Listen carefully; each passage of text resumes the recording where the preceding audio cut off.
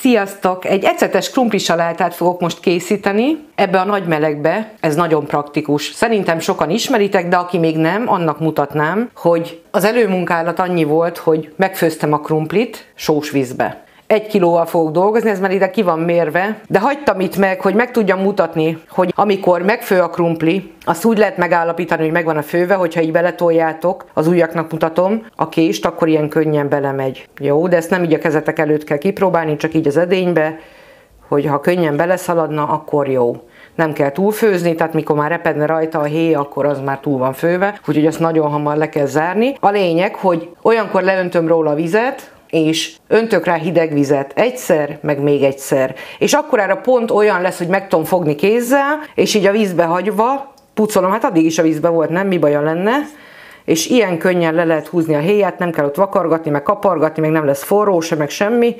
Jó? Hogyha meg tapadna a késre, akkor meg bele tudjátok mártani a vízbe. Szerintem így a legkönnyebb, leggyorsabb pucolni a krumplikat. Innentől kezdve nem sok dolgunk lesz már.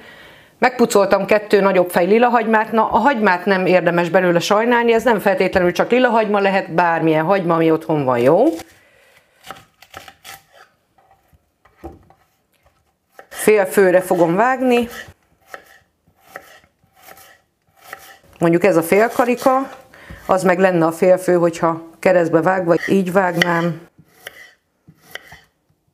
A lényegen nem változtat, nem egész karika van benne, de teljesen mindegy, lehet olyan is, főleg, hogyha kisebbek a hagymák, jó?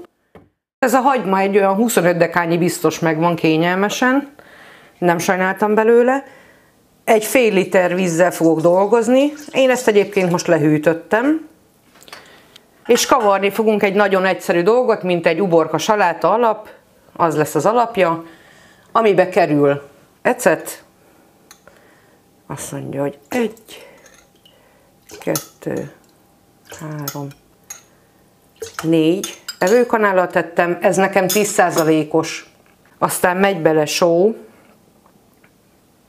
egy lapos teáskanállal, és akkor hát majdnem ugyanennyivel megsózom a hagymát is, hogy egy kicsit lágyuljon meg. Oké. Jó.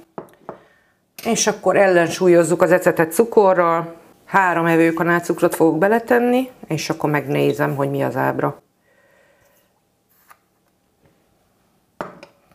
És én mindig teszek bele egy kis borsot. Fél mokkás kanálnyi borsot teszek bele. Ez kifejezetten jól áll neki. Most azért ezzel kavargálom, mert ha kanállal kavarnám, akkor igen hangos lenne nektek.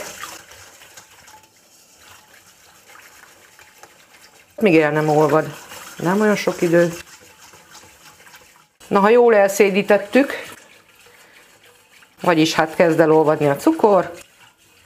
Tudom, hogy van, aki dressinget főz hozzá, vagy ezt összefőzi.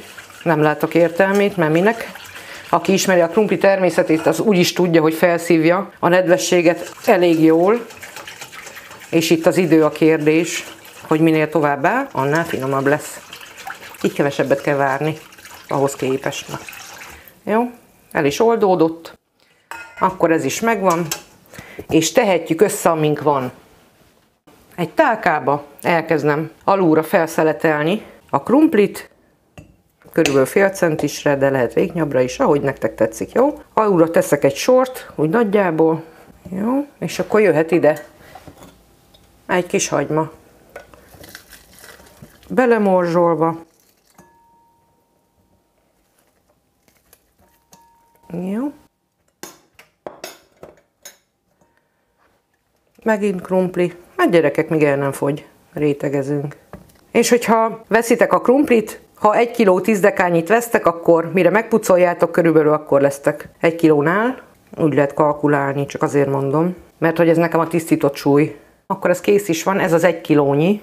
Ez itt nekem félre van téve, mindegy. És akkor, nem tudom, szoktatok ecetes hagymát csinálni magatoknak húsokhoz? Hát aki azt szereti, ezt is fogja. Na szóval, ezzel a létyóval leöntöm. Jó. Egyébként, hogyha valakinek esetleg nagyon erőteljes lenne az íz, az ecetes íz, akkor higítsatok rajta egy kis vízzel. Hát most mi bajotok lehet, nem? Ennyi az egész. Befedem, beteszem a hűtőbe. Amikor jól lehűlt, készítek hozzá egy kis finom halacskát. Mehet a hűtőbe hűlni. Tegnap óta hűl a salátánk, most már elkészítem hozzá a rántott halfilét. Ez most nekem hegfilé, de teljesen mindegy, amilyet szerettek, jó? Tehát simán, semmi extra, liszttojás, zsemlemorzsa.